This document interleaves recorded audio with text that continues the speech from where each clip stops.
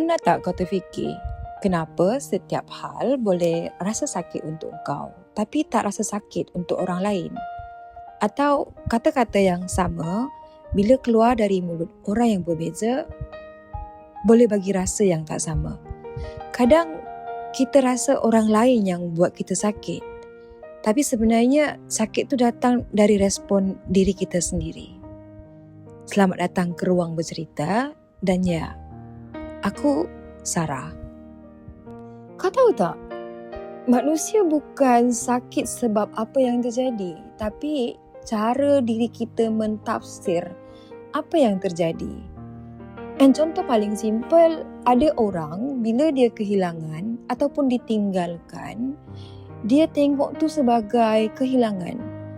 Ada orang, dia tengok tu sebagai pembebasan ataupun freedom. Situasi sama, rasa berbeza. Tapi kenapa? Sebab respon dalaman tak sama. Dan dekat sinilah spiritual dan fikiran logik kita akan berhubung. Secara logiknya, ini cuma peristiwa natural, tak ada emosi. Tapi spiritual akan berkata macam ni, hati kau yang buat hati kau sakit, bukan keadaan, tapi cerita yang kau ulang dalam kepala kau. Kadang kita fikir, dia tak sepatutnya buat macam tu, dia patut jaga hati aku, dia patut tepati janji.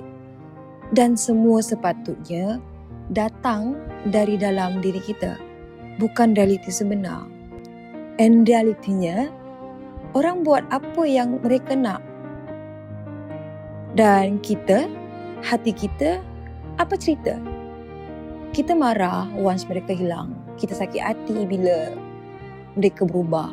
Tapi kita lupa, kitalah yang bagi ruang untuk mereka sentuh part paling lembut dalam diri kita, iaitu hati kita. Sakit tu, ada respon dalam diri kita yang masih memegang sesuatu yang patut kita lepaskan. Kadang kita bukan sedih sebab kehilangan, tapi kehilangan harapan yang kita sandarkan pada orang lain. Kehilangan fairy story yang kita create sendiri dalam kepala kita. Kehilangan janji yang sebenarnya tak pernah stabil. Dan bila kau sedar, Tuhan tak pernah biar sesuatu itu tanpa sebab. Ada benda yang dia nak kau lihat, ada karakter yang dia nak kau bina, ada tempat yang dia nak kau pergi. Tapi kau takkan pergi kalau kau masih pegang orang yang tak sepatutnya ada dalam skrip hidup kau. Secara logiknya kita diajar macam ni. Kalau sesuatu itu betul-betul kau punya, pasti akan dapat. Kalau tak, kau kejarlah selaju apapun, and hasilnya cuma penat. Dan kita cuma berilusi, bukan pada realiti. Dan sebab tu, bila kau mula sedar yang sakit tu adalah respon dari diri kau sendiri, kau mula balik ke diri kau sendiri. Dan kau mula tanya, apa sebenarnya yang aku pegang? Apa yang aku takut untuk lepaskan? Kenapa aku bagi orang lain yang kontrol emosi aku? Dan dari situ baru kau pelan-pelan untuk faham, dengan melepaskan apa yang tak lagi sejajar dengan jiwa kau. Bukan sebab kau tak sayang, tapi sebab kau yang akhirnya sayang dekat diri kau. So, dapat tak sesuatu dari episod ni? And sakit yang kau rasa tu semata-mata sebab orang lain, tapi sebab jiwa kau yang bagi respon. And respon tu adalah mentor yang paling jujur.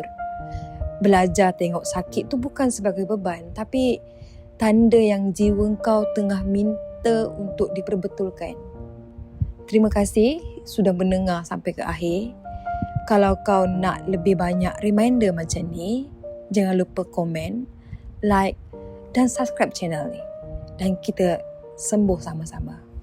Jaga diri.